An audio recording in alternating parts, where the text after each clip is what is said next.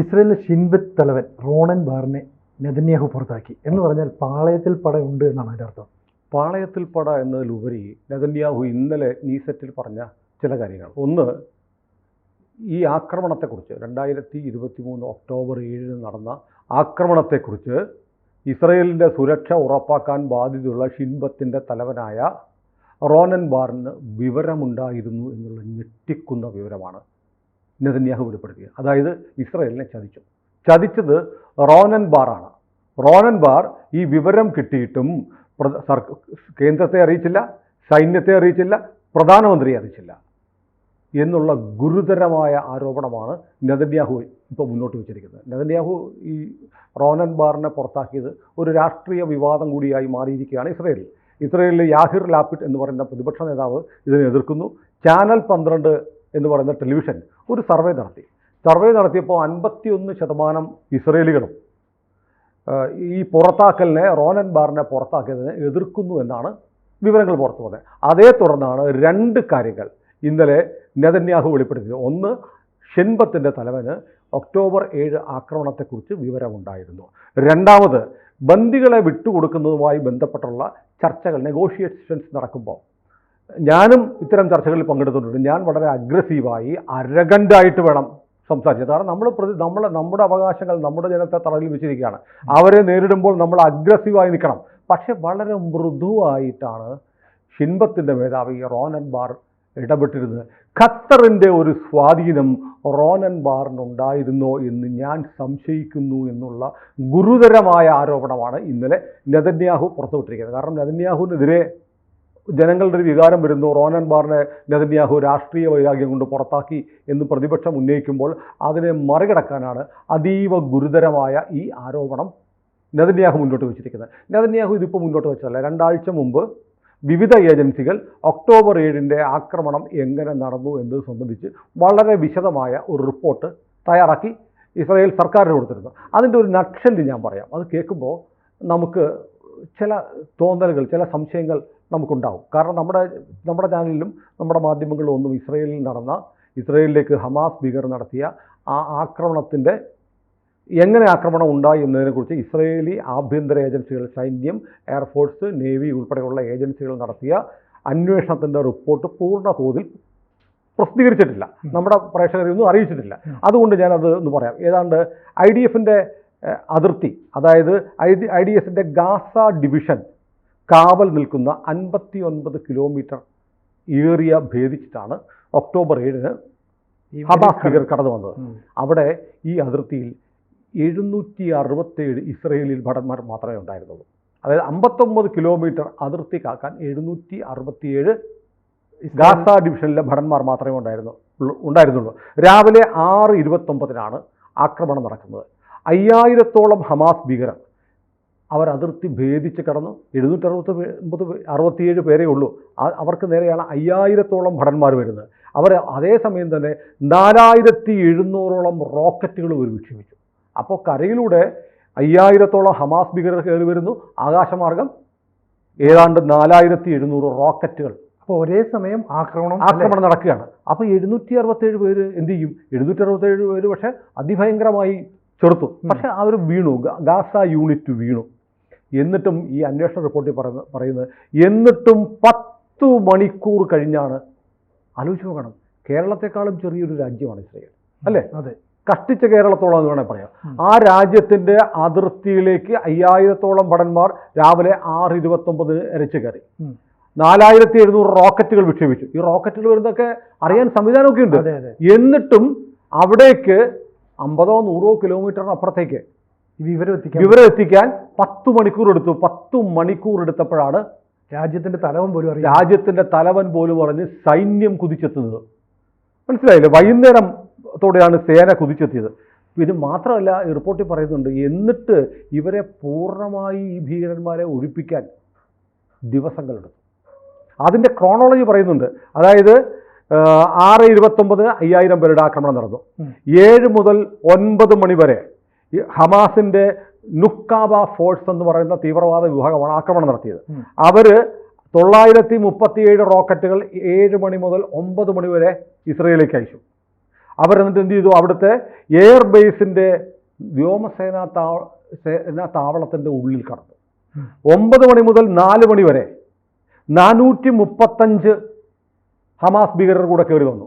1048 റോക്കറ്റുകൾ വീണ്ടും ഇസ്രയേലിലേക്ക് അയച്ചു. ഇത് മാത്രമല്ല, ഇതിനു പുറമെ ആകാശമാർഗം 8 പാരാഗ്ലൈഡർമാർ ഹമാസ് ഭീകരന്മാർ ഇറങ്ങി.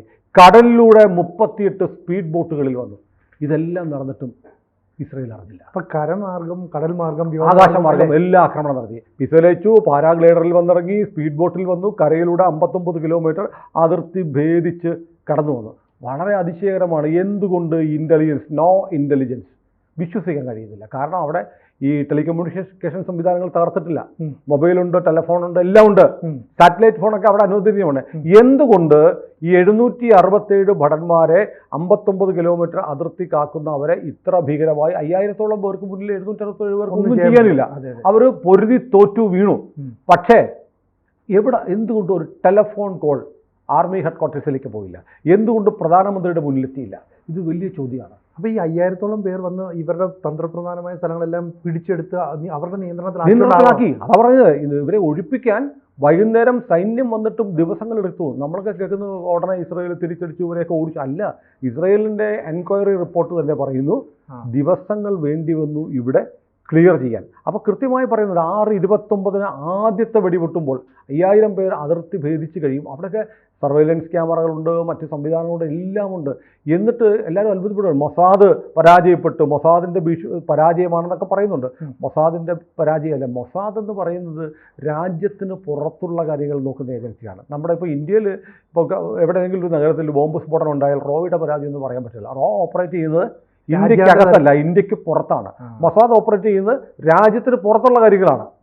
രാജ്യത്തിനകത്തുള്ള കാര്യങ്ങൾ ചെയ്യുന്നത് ഷിൻബത്താണ്. ആ ഷിൻബത്തിന്റെ തലവനാണ് ഈ വീഴ്ച വരുത്തിയിരിക്കുന്നത്. ഈ വീഴ്ച വന്നിരിക്കുന്നു.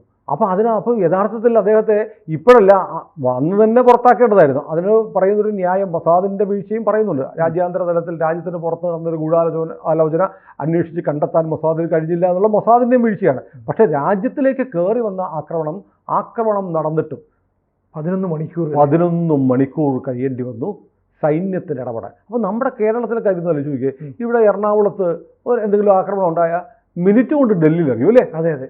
അപ്പം അത് അറിയിക്കണ്ട എന്ന് ആരോ തീരുമാനിച്ചതുപോലെ, അല്ലെങ്കിൽ അതിഭീകരമായ ആക്രമണം നടത്തി വലിയ ഇസ്രയേൽ ഗാസയിൽ നടത്തിയ പോലുള്ള ആക്രമണമൊക്കെ നടത്തി എല്ലാ ടെലികമ്മ്യൂണിക്കേഷൻ നെറ്റ്വർക്കുകളൊക്കെ തകർത്തു കഴിഞ്ഞാൽ നമുക്ക് അറിയിക്കാൻ മാർഗ്ഗമില്ല. അത് സംഭവിച്ചിട്ടില്ല. വേണമെങ്കിൽ ഒരാളെ ഇതെല്ലാം തകർന്നു പോയാൽ ഒരാളൊരു ബൈക്ക് എടുത്തുകൊണ്ട് പോയാൽ പോരെ? അതെ,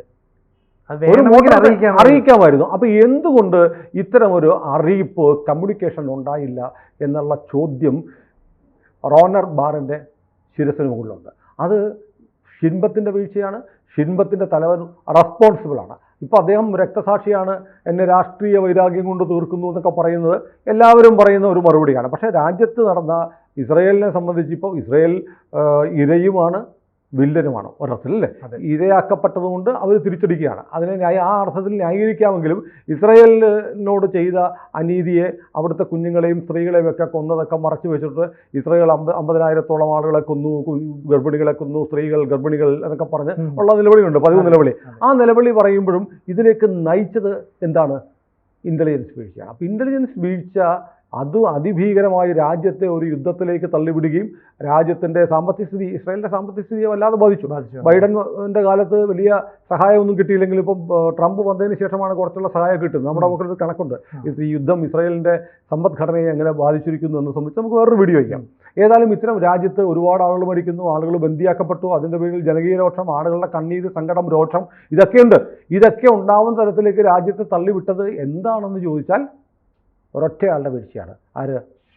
റോണർ ബാർ എന്ന് പറയുന്ന ഷിൻബത്ത് തലവൻ്റെ ഭാഗത്തു നിന്നുണ്ടായ വീഴ്ചയ്ക്ക് ഒരു രാജ്യം മാത്രം എത്രയോ ആളുകൾ കൊല്ലപ്പെട്ടു അല്ലേ? അന്ന് ഈ പറയുന്നത് ബുൾഡോസറിലടക്കം വന്നിട്ട് ഈ വേലികളൊക്കെ മുറിച്ച് തകർത്തു അല്ലേ? ഒപ്പം ഗ്ലൈഡറി വരുന്നു. അപ്പോൾ ഇത്രയൊക്കെ സ്ഥലത്ത് അറ്റാക്ക് ഉണ്ടാകുമ്പോൾ വേണമെങ്കിൽ ഈ പറയുന്ന ഷിൻബറ്റിന് ഇടപെടാനും നിർദ്ദേശങ്ങൾ, ഷിൻബത്തിന് ഈ പറഞ്ഞ പോലെ എന്താ ആൾബലമൊന്നുമില്ല, പക്ഷെ അവരുടെ ജോലി കമ്മ്യൂണിക്കേറ്റ് ചെയ്യാനാണ്. സൈന്യത്തെ വിളിച്ചറിയിക്കുക. ഇവിടെ 59 കിലോമീറ്റർ അതിർത്തി കാക്കാൻ നമ്മുടെ ഗാസ യൂണിറ്റ് മാത്രമേ ഉള്ളൂ. 767 പേരെ ഗാസ യൂണിറ്റിലുള്ളൂ. അവർക്ക് ഉടൻ അറ്റാക്കുമ്പോൾ ഉടൻ അവർക്ക് സപ്പോർട്ട് വേണമെന്ന് പറഞ്ഞാൽ സൈന്യം വരത്തില്ലേ? സൈന്യം പാഞ്ഞെത്തും, പക്ഷേ ആ ഒരു വിളി, ആ ഒരു അറിയിപ്പ് ചെന്നില്ല എന്ന് 3 അന്വേഷണ, ആർമിയുടെ, നേവിയുടെ, എയർഫോഴ്സിന്റെ അന്വേഷണ റിപ്പോർട്ട് വന്നു കഴിഞ്ഞു. ഈ റിപ്പോർട്ടുകൾ നെതന്യാഹുവിന്റെ മേശപ്പുറത്തിരിപ്പുണ്ട്. ആ മേശപ്പുറത്തിരിക്കുന്ന റിപ്പോർട്ടുകളുടെ അടിസ്ഥാനത്തിലാണ് ഇപ്പോൾ പുറത്താക്കിയത്. അത് മാത്രമല്ല 6:37 ഒരു കോഡ് പോയിട്ടുണ്ട്. പരാഷ് പിലീഷറ്റ് എന്നൊരു കോഡ് അവരുടെ ഗാസ ഡിവിഷൻ അയച്ചു എന്നാണ് പറയുന്നത്. പരാഷ് പിലീഷറ്റ് എന്ന് പറഞ്ഞാൽ നമ്മൾ ആക്രമിക്കപ്പെട്ടു എന്നുള്ള ഒരു മെസ്സേജ് 6:37, 6:29 അതായത് അതിർത്തി ഭേദിച്ച 5000-ഓളം ആളുകൾ കയറി വന്നു. 6:37 ഗാസ ഡിവിഷനിൽ നിന്ന് പരാഷ് പിലീഷറ്റ് എന്നുള്ള മെസ്സേജ് പോയി. 8 മിനിറ്റ് കൊണ്ട് സംഭവം ചെയ്തിരുന്നു. അറ്റാക്ക്, നമ്മൾ ആക്രമിക്കപ്പെട്ടു, നമുക്ക് ബാക്കപ്പ് വേണമെന്നുള്ള മെസ്സേജ് പോയി. പക്ഷേ ആ മെസ്സേജ് പോയിരിക്കുന്നത് ഷിൻബത്തിലേക്കാണ്. ഷിൻബത്തിൽ നിന്ന് ഈ മെസ്സേജ് ആർമി പ്രധാനമന്ത്രിയുടെ ഓഫീസിലേക്കും സൈന്യാധിപന്റെ അടുത്തേക്കും പോയില്ല. അത് എന്തുകൊണ്ടെന്നുള്ള ചോദ്യം വലിയ പ്രസക്തമാണ്. അതിനകത്ത് എനിക്ക് തോന്നിയത് ഇയാൾ അറിഞ്ഞിട്ട് വേണ്ട നടപടികൾ ചെയ്തില്ല എന്നതിനേക്കാളൊക്കെ എനിക്ക് കുറച്ചുകൂടെ മാരകമായി തോന്നിയത് നെതന്യാഹു പറയുന്നു ഇയാളുടെ ഖത്തർ ബന്ധം അന്വേഷിക്കണം എന്നുള്ളതാണ്. അപ്പം അങ്ങനെ ഒരു കണക്ഷൻ ഉണ്ടോ? ഖത്തർ ബന്ധം എന്ന് പറഞ്ഞു, ഖത്തർ റിലേഷൻസ്. ഖത്തറിൽ വെച്ച് നടക്കുന്ന ചർച്ചകൾക്ക് ഷിൻബത്ത് തലവൻ പോയിട്ടുണ്ടായിരുന്നു. അവിടെ വെച്ച് അദ്ദേഹം വളരെ സോഫ്റ്റായിട്ടും മൃദുവായിട്ടും സംസാരിച്ചു നെതന്യാഹു പറയുന്നത്. നെതന്യാഹുവിന്റെ ഭാഷയിലല്ല സംസാരിക്കുന്നത്. അതല്ല, നെതന്യാഹുവിന് വേണ്ടിയല്ലേ സംസാരിക്കുന്നത്. നെതന്യാഹു എന്ത് പറയുന്നതോ അതുപോലെ സംസാരിക്കണം, അതിനേക്കാൾ ഹാർഷായിട്ട് സംസാരിക്കണം. കാരണം നമ്മുടെ ആളുകൾ ഇവരുടെ തടവിൽ കിടക്കുക.